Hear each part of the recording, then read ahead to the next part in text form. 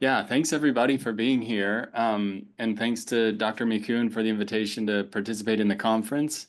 What an amazing conference idea in general. I'm so glad that this is available to everybody down in North Carolina. And thanks again, Jeremy, for coordinating logistics and the rest of the team, everybody who planned the conference, and everybody who's here participating.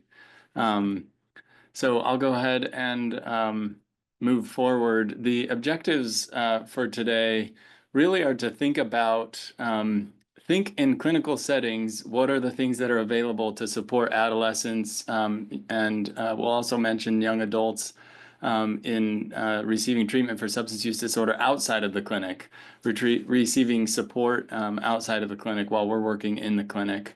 So we're going to talk about family-based interventions, probably the most. We'll talk a little bit about school, and I'll briefly reference high school and college supports and programs that can help adolescents with substance use disorders.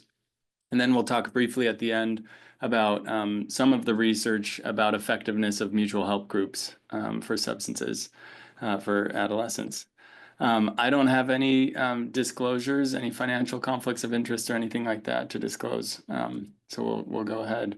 I'm going to briefly touch on some background of why this is really important.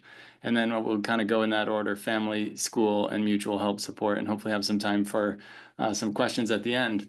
One of my colleagues wrote an article on the transitional age brain and borrowed from A Tale of Two Cities and called the article "The Best of Times and the Worst of Times."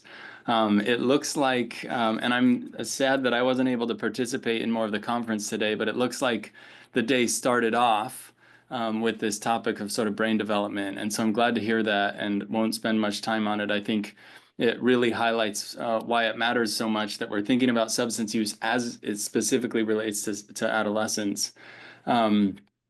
Whether you're sort of, this is Eric Erickson on the left, whether you're sort of a developmental theorist and think more about the psychology of development, or whether sort of neuroscience gets you more excited and you think about the neuroscience of development, both of these can really teach us a lot about why it really matters who we're talking to when we're thinking about substance use.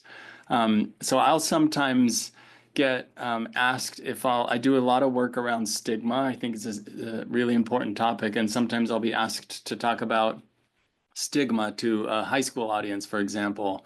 And when I get that invitation, I feel this pull a little bit. And I'm at that last bullet you can see, I sometimes am wondering, like, can we have our cake and eat it too in this conversation? And what I mean by that is the last thing that I would want when I'm leaving talking to a group of teenagers is for them to think like, oh, substance use is no big deal. Like this is not a problem, not something that we need to worry about. So the messaging when I sort of give that type of talk to teenagers is what I think our destigmatization efforts need to be, is person-centered destigmatization, not necessarily drug-centered destigmatization, if that makes sense. So individuals who choose to use substances are not bad people. Shaming, blaming, and that type of thing are not helpful whatsoever. And reducing risk and negative impact of substance use is absolutely important and is actually absolutely doable. And all forms of substance use have potential risks and harms, and the earlier exposure to those substances correlates with a higher likelihood of substance use disorder and a higher severity of substance use disorder. So again, thinking about this messaging to adolescents, when we have questions come to us around substance use, particularly around stigma and reducing risk, the message is a little bit different when I talk with an adolescent audience compared to if I'm maybe doing a training for a substance use treatment clinic. Just a brief highlight, and probably you guys have looked at some of the demographics already, but this is something to sort of highlight that the percent of the population that needs substance use disorder treatment is lowest in adolescents, and I'll sort of use middle school and high school because that's the way this National Survey on Drug Use and Health broke down the data. Lowest amongst high schoolers compared to transitional age youth or college age youth. where the percent needing substance use treatment is the highest. Some good news is if you look at this graph and think about those who need treatment, receiving treatment, we're again kind of doing best with the high school age. A lot of reasons for that, but it's worth us noting that this is an age where, on average, a much higher percentage of individuals who need treatment are receiving treatment, which I think should give us a little bit of both optimism and excitement, and us feeling good about working with adolescent populations, and also the importance of us strengthening the treatment into early adulthood after we work with adolescents. It looks like everybody will end the day today with motivational interviewing, which again, so happy to hear that. In large part related to what we see in big national samples of sort of reasoning behind not receiving treatment. So almost 2 million adolescents in the US have a substance use disorder. And among those who are not receiving treatment for the substance use disorder, there's only a very small slice of this pie where adolescents have sought treatment but couldn't receive it. I think a lot of times we focus, and rightfully so, we should focus and put emphasis on the fact that we need to decrease waiting lists, we need to make treatment more accessible and more available. But we also need to see sort of the blue part of this pie, which is that's the group who didn't see a need for treatment. And so I want to just add emphasis on the importance of sort of understanding the science of motivation, understanding the clinical applications of data and how we can sort of bring that information to individuals and families. But that's something that I wanted to highlight kind of as we get going. As I jumped on, I know there was a lot of sort of information and support around reducing the overdose crisis. And this data is showing us, this data became available last year, but it's a little bit old now, showing from 2021 to 2022. But nationally and in most states, the drug overdose trend has finally turned the corner. Amongst 15 to 24-year-olds, this decrease from 2021 to 2022 is statistically significant. So this is just important for us to kind of see that thankfully we're making a little bit of progress on that, but this has been, an epidemic that's touched almost every single family in one way or another. And so, highlights the importance of the work that you all are doing and that we're working on together. So again, my part today is we're going to try to focus on thinking about adding additional components to substance use treatment in general. Here's an example of treatment for opioid use disorder for adolescents. Thinking about, the therapy that we offer in clinics, the medications that we can offer in clinics, but adding to those things, sort of incorporating more people and more supports in the treatment plan. And that's a theme that runs through adolescent substance use treatment and the evidence-based treatments for adolescent substance use, kind of a really strong thread through the literature and through the data that we have. So we're going to talk a little bit about families, schools, and peers from this chart. Sometimes I think we forget to think outside the box. Often I think that's well-intentioned. We feel confident, comfortable, hardworking, motivated, compassionate, and we're sitting with somebody in our office. And I think we have a hope and a desire that our 60-minute session or 45-minute visit or 30-minute visit, however much time we have, that we are going to sort of make a sea change in that visit. And hopefully a lot of us do. Hopefully that clinical time is very well spent and effective. We bring our very best selves. We bring our utmost compassion. We bring the very best, continued learning that we can bring to that. But if you look at it in the context of all of the hours of this individual's day and where do they spend their week, This would be like a few hours a week spent in a clinic. A lot of times it might be 1 hour a week, 1 hour every couple of weeks, a half-hour visit. And all the rest of the time, they walk out of our office, they walk out of our clinic. The ball is in their court, so to speak, and they will go about their day. They will have their autonomy. They will navigate their challenges, and we will not be side by side with them. So we have a very small fragment of the time that they spend facing the challenges of substance use, facing the cues or the triggers that might come up. And so thinking about offering additional support outside of the clinic is where we're going to focus. So we'll briefly talk about, well, I guess more of the talk will be on family-based interventions than the other two topics. This is something that's my main area of interest and something that's incredibly important. To frame it in context kind of my background, I spend most of my clinical time in our addiction treatment center now, where I see mostly adults compared to adolescents, but also adolescents. And then for about 6 years, I spent time rotating half my time in the addiction treatment center and half my time in the inpatient child and adolescent psychiatry unit. And so in the inpatient child psychiatry unit, constantly working on family meetings, family interventions, talking with kids who've had difficulties with substance use and other challenges, and trying to think about family involvement, and then sort of rotating over and seeing parents that are struggling with substance use challenges. And that sort of juxtaposition has left me constantly thinking about how do we help families talk about this in a way that's more effective, less stigmatizing, less shaming, and focuses on their resilience and opportunities for resilience.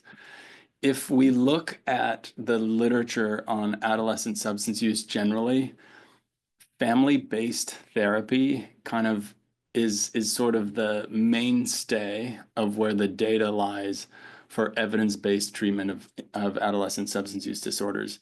There are obviously absolutely places where pharmacotherapy is critically important, and it sounds like that's also on the agenda for today, is specifically addressing medications for opioid use disorder. So all of that, very important. If you look at sort of the therapeutic interventions for adolescent substance use disorders, the vast majority of the most strongly evidence-based interventions are the family therapy and family-based interventions. So those are listed here, and we'll talk about them a little bit. Each modality is slightly different. I'm not going to go through this slide in detail, but I wanted to put it in here. My understanding is that attendees will have access to the slides. This gives a little bit of an overview of some of the therapeutic modalities that have a high evidence base for treatment of adolescent substance use disorders. And pulling out from that, I want to highlight a few common themes. In general, a lot of these will sort of review principles around contingency management, basically helping families understand, helping parents and caregivers understand that positive reinforcement is really more long-lasting and more effective for behavior change than punishment is. Improving family communication, generally. Helping with parent guidance around appropriate parental monitoring and effective types of discipline, helping families with conflict resolution techniques. Behavioral contracts is something that you'll see in some of these family therapy interventions. I kind of think of that as making a plan for what will happen before it happens, so there aren't surprises. And those contracts can include contingency management and positive reinforcement, and they might include, sort of the withholding of something if there's active substance use, motivational interviewing and motivational enhancement, and that goes for both the adolescent who's using substances, and also those principles are used effectively to help parents feel more motivated for treatment and more motivated to participate in these interventions. And then, very important regarding today's topic that I was asked to speak about is sort of this multi-systemic component of the treatments. Bringing sort of as many people and as many supports into the picture, into the clinical plan as possible. We sort of think of like, you know, multiple pillars in your recovery plan, multiple legs of the stool. And again, thinking sort of outside the box, outside of our clinic. Who are the other individuals? Where are the other places that this adolescent is going for support, spending time, and how can we get them all connected together? Family involvement, as we've highlighted in these interventions, is really important. A parent's concern is very frequently the reason that a young person would present for treatment. And I think, you know, even though it's sometimes frustrating and there's a lot of family dynamics and some family contention, I think the reason in that earlier slide why we showed that I showed where broken down by age group, the age group that is most frequently receiving treatment is the adolescent age group. And I think a lot of that, you know, has to do with the other supports that are in their lives, including parents. When I mention parents today, I want to say like we should define that term broadly. That's biological parents, adoptive parents, step parents, grandparents, the adults who care most about this individual, looping them in and helping them play a role in the treatment. They may be the ones that are encouraging continued treatment engagement. They will be the ones who are doing sort of the monitoring. And they might be the ones who are there to support and encourage coming back to treatment if there's a return to use. If you look at both prevention and treatment science around family involvement, parental monitoring is a really important part of the plan. And I want to sort of show that slide next. Being a child and adolescent psychiatrist, and probably a lot of you who decided that you would work with adolescents, work with kids, work with families, I remember some colleagues joking and sort of saying like, why would you, if you know you already have the complication of working with one patient, why would you want to make it 3 patients? Referring, you know, to an adolescent bringing parents into the picture. I see that I frame that differently and think like the more people in the room, the more potential points of intervention that we have. And I'll highlight something later in the talk about, you know, maybe the adolescent isn't even willing to come into treatment, but the parents are, and there's a lot of work that can be done to support there. So this is something that I just pulled in the last day or two. This is from the Youth Risk Behavior Survey from the Centers on Disease Control, and the most recent data. And this talks about high school students who are experiencing high parental monitoring. And the question that they're asked is whether the parents or other adults that care about them know where they're going and know who they're with. And these percentages are pretty high, but not high enough potentially. These are the kids that said that they agree or strongly agree with that statement that the parents or adults in their life know where they're going and know who they're with. And we'll see, I'll show in just a minute that parental monitoring, I'm trying to remember if I put a slide in on that, but if you look at parental monitoring, both for prevention of substance use disorders among adolescents and reduction of substance use among adolescents, a really key component. And fairly simple to educate parents around, you know, knowing where they're at and knowing who they're with can be really helpful. Confidentiality is also a really important topic for us to consider when we're reviewing adolescent substance use treatment. I decided not to try to be an expert and jump into North Carolina law for this talk. I'm, as Jeremy mentioned, I'm up at the University of Vermont. State laws vary regarding adolescent confidentiality. And sometimes a young person feels reluctant to sign a release of information for information to be shared with parents. And, you know, I have a couple of thoughts on that in general. Here in the state of Vermont, kids age 12 and up can seek non-pharmacologic treatment for substance use disorders.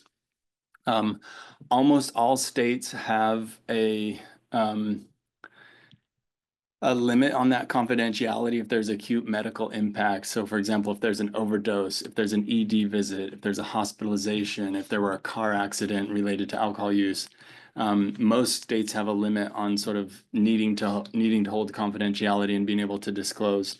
But I want to kind of get outside of the law because I think the frequency with which we come up against um, having to make the decision based on the nuances of legislation are a lot less common than us making decisions around our clinical skills. And I'll share a little bit what I mean by that. Um, we all have sort of a moral and an ethical obligation not to be coercive when we're talking with adolescents, to honor their autonomy and not be sort of coercive in convincing them. But we also have skills to better understand each situation where we're talking with a teenager around confidentiality. So some of the questions that I think are important for us to consider when we're thinking about whether we should share with parents what's going on for an adolescent struggling with substance use disorder, is to ask some open-ended questions. I might ask an adolescent, what do you see as the pros and cons of us involving your parents in this discussion or in planning the treatment and the support? Um, what do you think might happen if we shared some of this with your parents? And then we start to really get a better sense of understanding what the adolescent's experience is. Think of the difference between a teenager that says, like, oh, they would just be so disappointed, or a teenager who says, I think I would be physically at risk. Like, I think my parents could become violent or angry, angry or violent. That's a different sort of decision making point. Um, the other thing, if there is some flexibility in sharing, I think it's important to involve that adolescent in participating in the sharing or thinking about, what's the best way to share this? What's the best setting to share it in? Do you want to share it? Do you want me to share it? If you want me to share it, do you want to be present when I share it? And letting them kind of weigh in a little bit there too. Um, and then also, making sure that you're on the same page about what would be shared, what should be shared, what you plan to share, and what can be held in confidence. So, if a parent sort of wants to like call the parents of whichever friend gave the substance, that could potentially be left outside of our role. Like our role is not to decide which friends get in trouble and which friends don't get in trouble. That's just one example. So talking with the adolescent, I don't necessarily need to tell your parent, exactly how many grams you used per week and for exactly how long. We're going to talk about treatment, if that makes sense. So again, of course, we're gonna all have the responsibility to know the laws in whatever state and area we practice in, but not sort of default to those laws without using our clinical tools and skills to try to have a family have this conversation, if that makes sense. I ask this question in a lot of the talks that I give, and I want to just pose it to all of you. So if you were to think in your own clinical practice, in your own experience, kid walks in the door, teenager, parent or parents walk in the door, and do you automatically find yourself sort of feeling like you're on one side or the other? Sometimes I'll ask people, and we could flip the arrows. It's hard to know how to make this graph because I don't want siding with the adolescent, the tendency to side with the adolescent to seem like a negative. There's no really wrong place to be on this scale. I highlight this scale to have us all think about what's most important is that we are aware. We're aware if we have sort of a general tendency. Because if we aren't aware of our tendency, we might miss an opportunity to ask some of those more open questions and think about, am I getting all of the right perspectives here so that I can make the best clinical decision? I share sometimes that on average, I think I tend to be optimistic about, trusting of, and hopeful about parent involvement. Maybe I'm like a 2 on this scale, kind of like tend to feel like, yeah, let's involve the parents. And how did I come to that? I came to that probably because I had what the pediatrician Donald Winnicott would call good enough parents. Not perfect parents, but good enough parents, meaning in my own personal experience, my parents and the parents of most of my friends, they were on our side. Not perfect people, but they were on our side. They were cheering for us. They wanted well for us. But not everybody has that experience. I also share, I myself am a parent. And so just thinking like, yeah, of course I want to believe in parents. I'm a parent, want to believe in the power of the parent. So I put this up because really bringing more people into the room gives us an opportunity for additional intervention. But if we aren't aware of sort of our biases, then the risk is that we end up in challenges of triangulation in other ways. When we think about sort of different parenting styles, I want to highlight this, that there are some really different parental approaches to substance use, as you all have experienced, I'm sure. And you will see this is Diana Baumrein's sort of parenting styles, sort of demandingness to undemandingness, responsiveness to unresponsiveness, also sometimes called warmth and expectations, and sort of thinking about that in the big variety. The idea overall here as it relates to substance use is that you can both have high expectations and be warm. One of the treatment programs called Parenting 10 to 14, sort of their theme is love and limits, that those don't need to be mutually exclusive. This range of parental emotion we'll see in clinic all the time and see this variety. These are direct parent quotes that I've heard in clinic, and they represent sort of this range of parental emotion. And so you'll find yourself in working with parents and providing that guidance. One parent, I'm sort of trying to explain developmental stages and highlighting that there's some need for some flexibility, and they might need to let their child spread their wings, so to speak. And then the next family comes in and I'm like, you got to stop letting that kid do whatever, So the guidance is really different. I don't say it quite like that, but the guidance is different in clinic. And to me, that's really kind of potentially our secret sauce as clinicians. We can take all the information that we have, we can take this evidence base around family supports, and then we can apply it on a case-by-case basis to a specific individual and a specific family. And that's where we can be really effective clinicians. It's challenging for parents whose teenagers are using substances. I wanted to mention briefly sort of what's called courtesy stigma or associative stigma. It's basically the stigma experienced by those who are closely in contact with stigmatized groups. So that could be us as treatment professionals, that could be the family and friends of an individual who's struggling with substance use disorder. And it can be part of a sort of cycle that worsens the isolation for individuals with substance use challenges. You'll hear some of these quotes.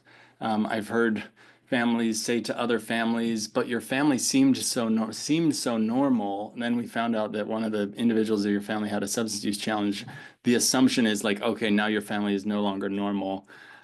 So maybe these sort of well-intentioned things, a lot of phrases that sort of get thrown out without much clinical thought, like, oh, it's a codependency, or you're enabling, or sometimes I've even heard in pediatric circles, individuals that work specifically with kids, if we could just have this kid get a parentectomy, and that sort of phrase is not helpful and not useful.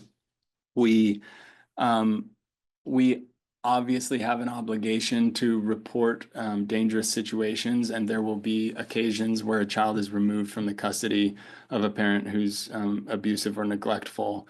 In general, though, kind of the idea like, oh, well, this is a parent problem, and I'm going to save the kid from this parent problem, is I think misguided and loses the opportunity to provide support more broadly.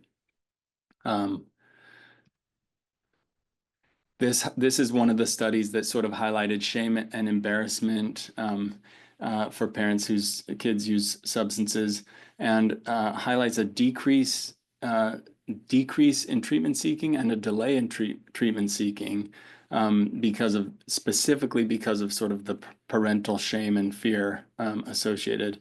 This is another study by the same group that sort of looked at the impact of stigma on parents. And I thought this was interesting. They sort of just highlighted some of the components that might contribute: the internalized stigma, stress, and difficulty regulating one's own emotions as a parent, and then just sort of the burden of caregiving when there's a high risk behavior happening. Interestingly, in this study, male caregivers reported more internalized stigma. I think sometimes we can think of like that there are specific gender differences, and we might have some blind spots or some bias around there as to how this affects a variety of parents. I mentioned this earlier and just want to highlight it briefly because I think it's so important, and it's a reason for hope and optimism that in those families where an adolescent may come in and say, you know, oh my gosh, I met that Dr. Jackson guy today. Like, no way. I am not going back to see him. If an adolescent refuses to come into treatment, doesn't feel ready to come into treatment, declines to come into treatment, we still have some really valuable tools that we can offer to those that are willing to come in. And this is one of the programs that has some good data. The data is stronger in adults. So CRAFT is a program, community reinforcement and family training. This is a program for basically concerned family members to help motivate individuals to engage in treatment. I've mentioned before that I don't love the title of the book, Get Your Loved One Sober. I think that was probably a publicist who wanted that to be the title to maybe get the book more attention or more on people's minds, because that's really kind of in my opinion, that's a little bit of a missed message based on the book, because the book doesn't say like, if you're good enough, your loved one will never use substances again, but it does help them realize that there are some things that they can do, and it finds kind of that nice balance between sort of the intervention idea, like, oh, if we get enough people and sort of shame our loved one enough, then they'll change. Or some people have been given sort of the false idea, like there's nothing you can do. Like you just have to let them do what they're going to do, the quote unquote rock bottom. As soon as they hit rock bottom, then they'll make a change.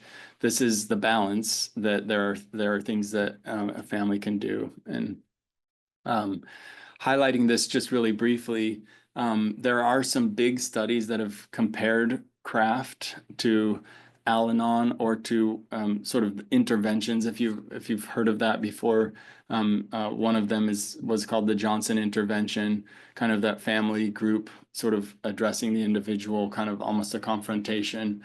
And in these studies, again, these were with adults, but CRAFT was more effective than both of these approaches in helping somebody enter treatment.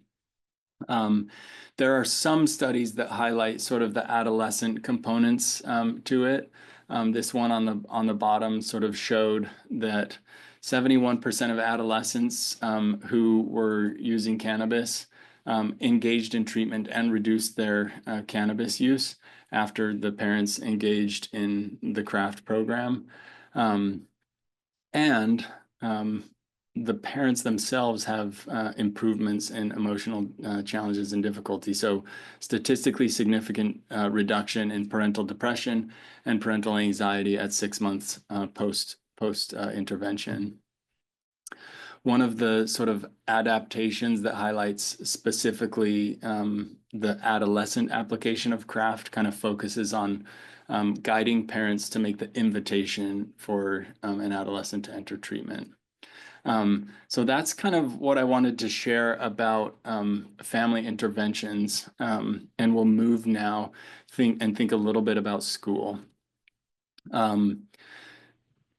This is data from the Youth Risk Behavior Survey, from the most recent survey where this question was asked. I was actually digging around for this earlier today. And I couldn't see this question in the 2023 survey. So if anybody finds it, let me know. But I was looking to compare that because when I first made this slide, it was about a year ago, and the 2023 data wasn't out. But I didn't see this question repeated. I just wanted to highlight this. There is a relatively high percentage of kids who are given, sold, or offered an illegal drug at school. But that reduced significantly from 2019 to 2021. And again, I couldn't find this question in the 2023 data in my sort of brief look earlier. But that's important for us to know that, this is a challenge that is happening at school, that there's some progress going on here.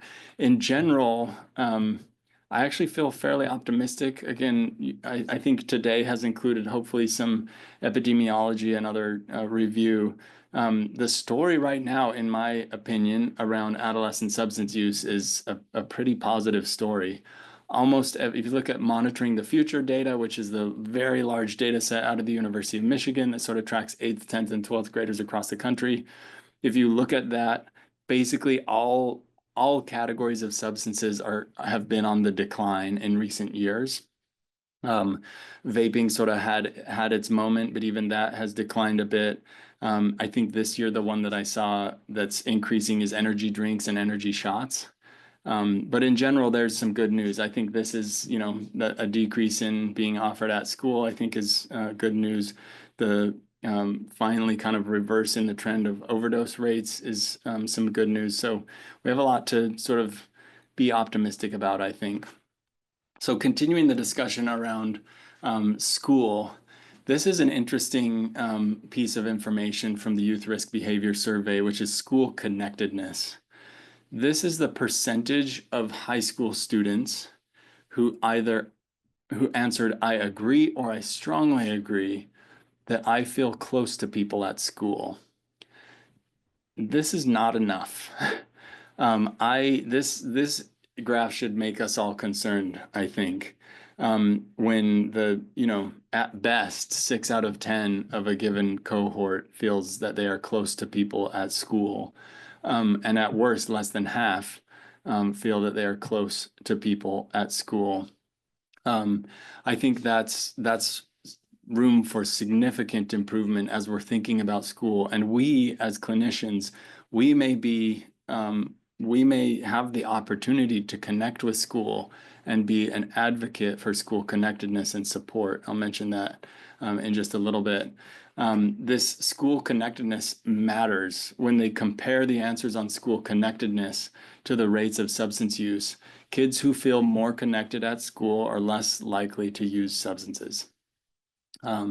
You look at this, here are 2 data points that I brought out from cannabis use and opioid misuse, comparing high connectedness and low connectedness. So the kids who agree or strongly agree that they feel connected versus the kids who disagree or strongly disagree that they feel connected at school. And so, I think historically, and I think we're doing a little better with this recently, but I think historically, a kid who's having difficulty with substance use may sort of show up to this kind of conversation and say like, yeah, here you are, Jesse, you're using substances, so we're going to have to take you off the soccer team. And sometimes I wish instead it was like, Jesse, you're going to have to stay on the soccer team and you're going to have to join the astronomy club, which is right after soccer. Giving those sort of pro-social things might be something that we can sort of advocate for and celebrate. That's not to say that all schools are sort of malintentioned or anything like that in the way that they approach substance use, but we might know after meeting with this individual for a long time, like, that is when this kid's eyes light up when they talk about soccer. And so probably the worst decision would be that if there's a slip or there's a challenge with substance use, that we take that thing away. That relates to connectedness, that relates to engagement. And a lot of the sort of prevention and treatment programs talk about, in the way I put it is say yes, don't just say no. So instead of saying like, no drugs, no alcohol, no cannabis, nothing dangerous. Change the message to like, hey, we have mountain biking, hey, we have art classes, we've got the orchestra, like how many things can we say yes to?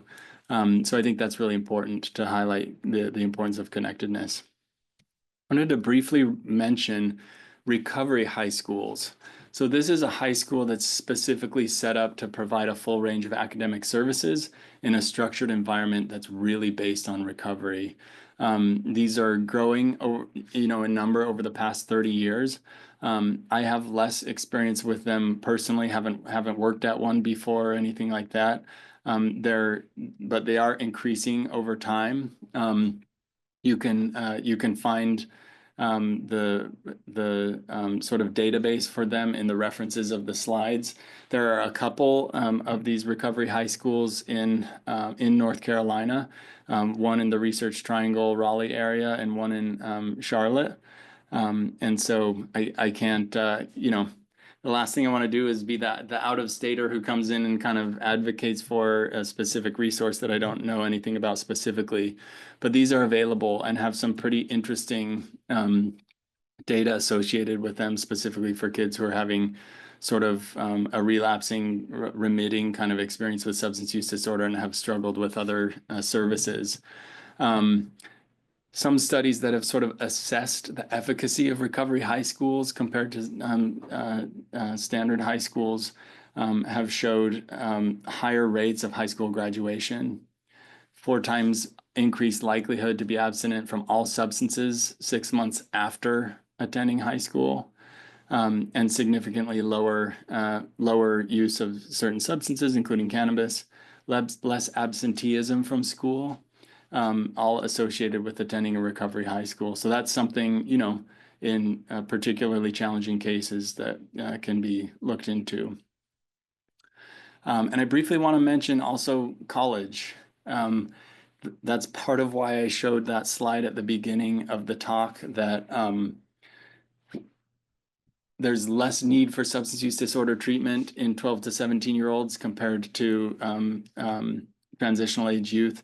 And there's higher rates of treatment for 12 to 17-year-olds compared to transitional age youth. And that's important for us to know, because developmentally, that's kind of a hot spot. That carries some additional risk.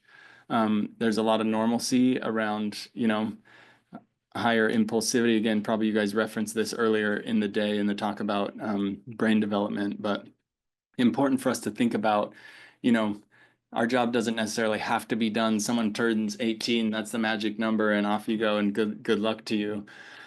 So collegiate recovery programs are pretty broadly available in the country, and they might include things like substance-free housing, on-campus group meetings or recovery skills programs, substance-free social events, some physical facilities where there's space to go relax and check in with staff, specific academic advising that's available, and sort of a referral pathway or more sort of smoother access to mental health treatment and support. There are about 160 programs in the country, and you can go here to sort of look at programs. In looking at North Carolina, there are 8 universities in North Carolina that have specific collegiate recovery programs: East Carolina, Elon University, Fayetteville State, NC A&T, and then the UNC campuses in Chapel Hill, Charlotte, Greensboro, and Wilmington all have these programs available. The data on these programs, there's room for sort of improvement on measuring the standardized outcomes. Most of the data is observational. So there's room for us to understand these programs better, but on average, we're seeing improved GPA. Most kids engage actively and participate in multiple facets of the program. And then, these are providing benefit for long-term recovery as well.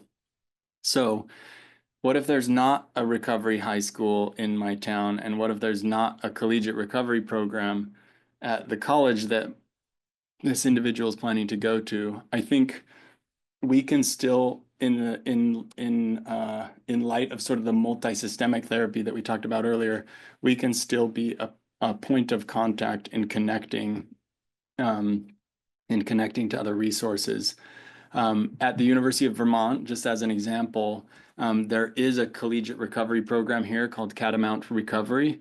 Catamount is the mascot at UVM. But there are also other programs and services. So if somebody doesn't specifically want to be in the Catamount Recovery program, there are other services. One of them is the UVM wellness environment. It's sort of an undergraduate, they call them the college environments. It's sort of like an undergraduate track almost. That just highlights, good self-care and exercise and substance-free. And it's not so much like the whole mission of it is not substance-free, but it's a wellness-based program. Every year on 420 at 420, which probably many of you know is sort of a time that's been that came to fame to be a time to sort of advocate for cannabis or actually use cannabis. But every year on 420 at 420, we hold a 5K, and the starting gun goes off at 420 to start the 420 5K, and it's not, there's no like big like signs with cannabis leaves crossed out. It's not sort of like the emphasis is not necessarily anti-cannabis. It's the time. It's the time that the program has decided to sort of start the race. It's really about, come do something healthy. Again, this is sort of the say yes, don't just say no. Offer a healthy alternative as opposed to just shaming and saying no, if that makes sense.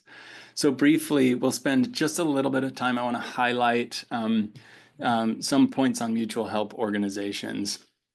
As you know, there's almost ubiquitous availability of peer-led mutual help organizations, whether it's AA, NA, Smart Recovery, Women for Sobriety, Celebrate Recovery, that offer an opportunity in the community to have that additional point of contact.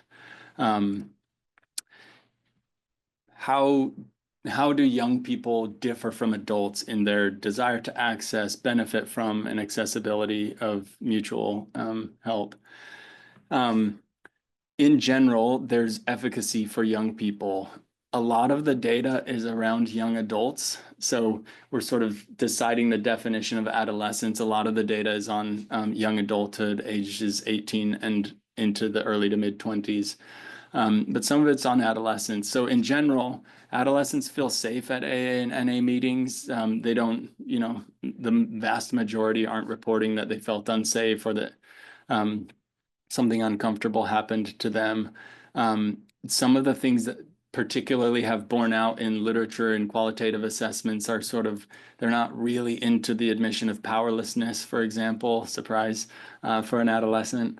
But in general, AA or NA attendance, for example, is associated with more days abstinent, especially when adolescents are engaged in other outpatient supports. What do they like most about 12-step meetings?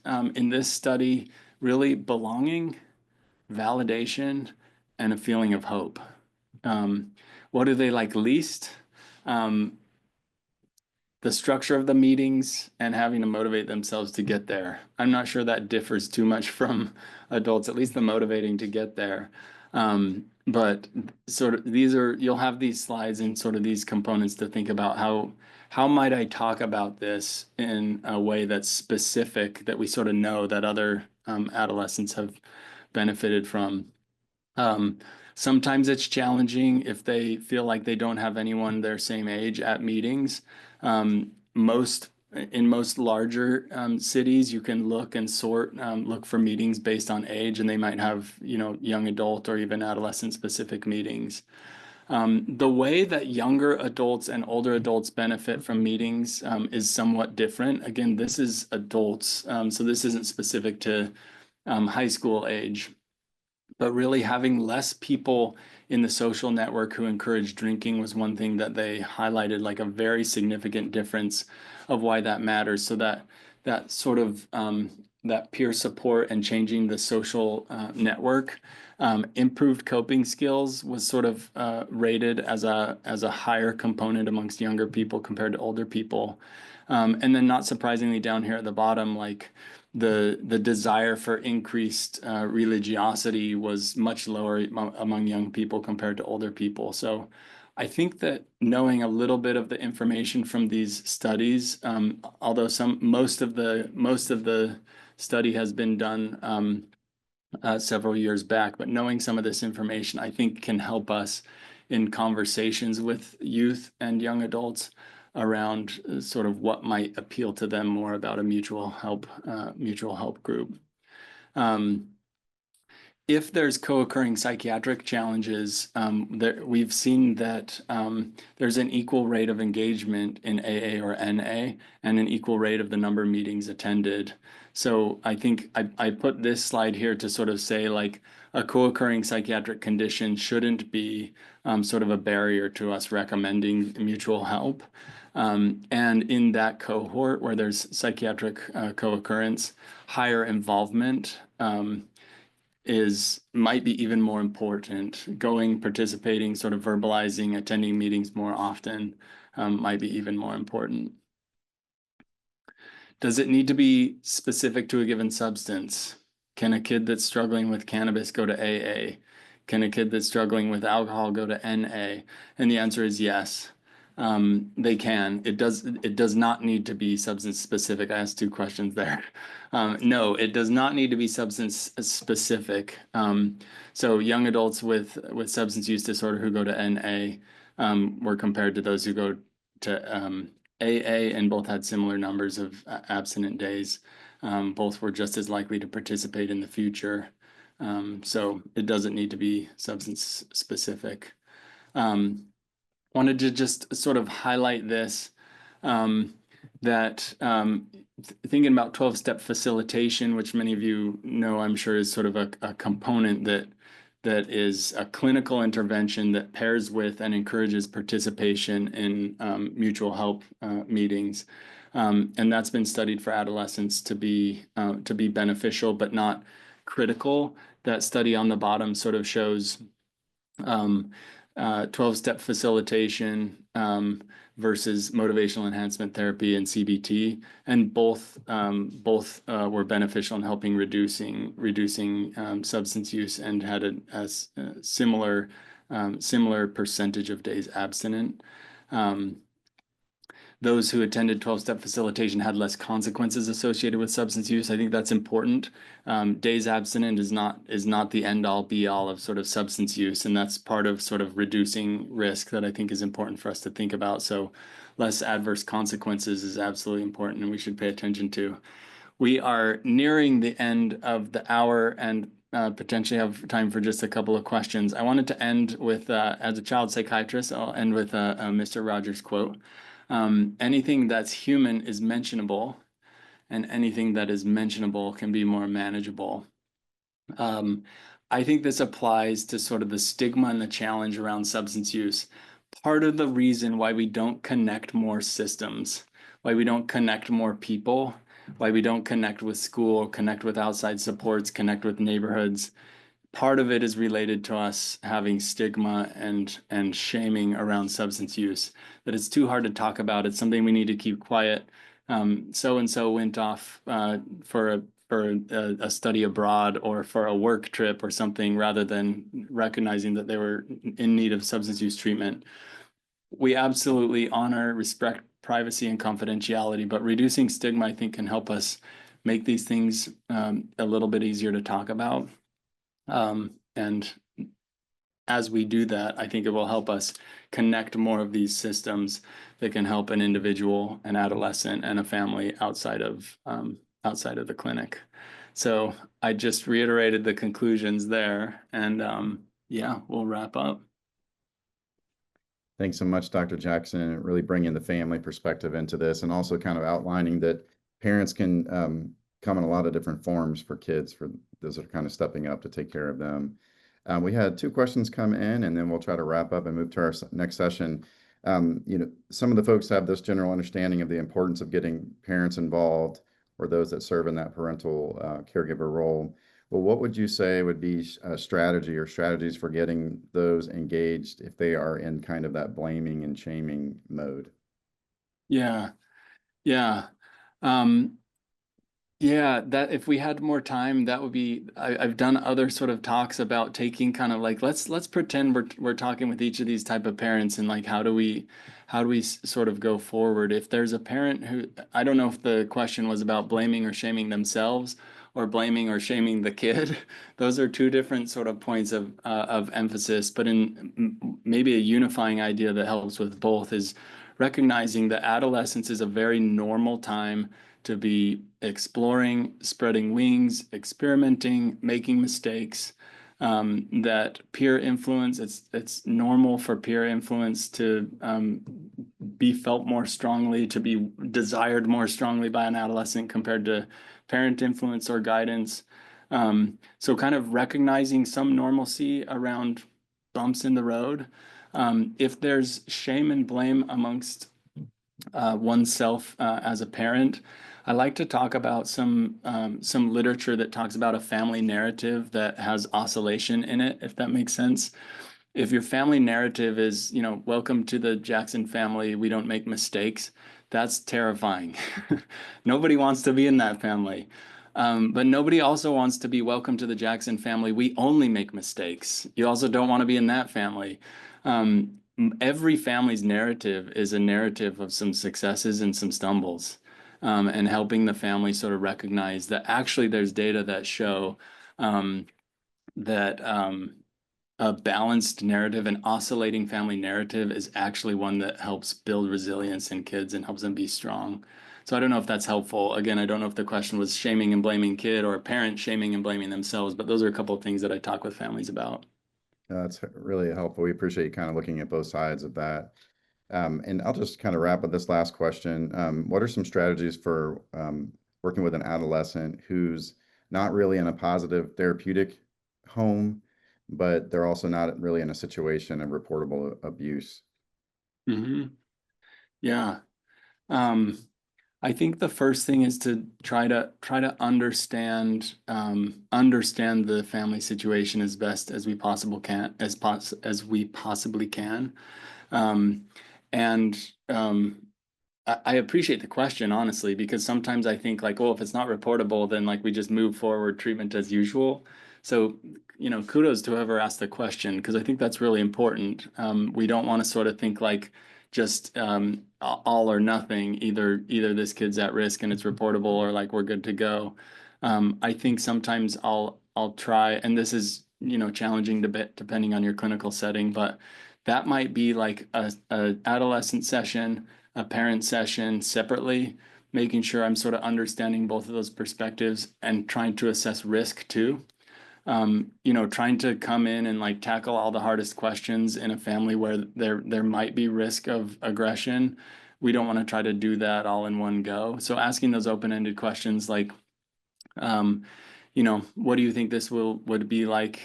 What types of things do you think your parents are going to need to understand this better? Um, and sort of that's again where it's important, like you're if it's not sort of something that you're reporting and you feel a mandate to protect the kid from a legal standpoint, you still are using your clinical skills to watch over and look out for the kid. So it's a great question, and I think maybe meeting separately in the beginning, and then sort of building some skills on each side before you come together and try to have a conversation together is a good place to start in that situation. Yeah, really great strategies. You can really see your motivational interviewing background kind of shining through in your responses and the tone there. We really appreciate that.